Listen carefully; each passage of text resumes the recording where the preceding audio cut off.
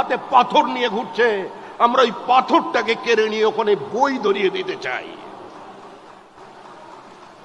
যারা তলোয়ার নিয়ে রাস্তায় নেমেছে, আমরা ওই তলোয়ার কেড়ে নিয়ে তাদের হাতে কলম ধরিয়ে দিতে চাই। এই লড়াই বিজেপির লড়াই। আরশোলা আবার পাখি, বিজেপি আবার পার্টি।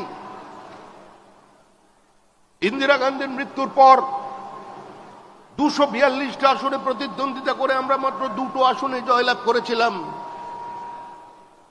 সেদিন অনেকে বলেছিলেন অটল বিহারী বাজপেয়ী রাজনীতি থেকে সন্ন্যাস নেবেন, লালকৃষ্ণ আদবানি আবার কলম লিখবেন, বিজয় রাজে সিন্ধিয়া ধর্মকর্মে মন দেবেন।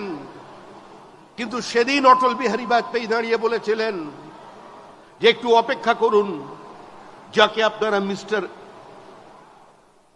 প্রেস বলে ক্লিন বলে সামনে নিয়ে এসেছেন, তিনি মিস্টার ক্লাউন হয়ে ভারতবর্ষের মানুষের সামনে দাঁড়িয়ে পড়বেন।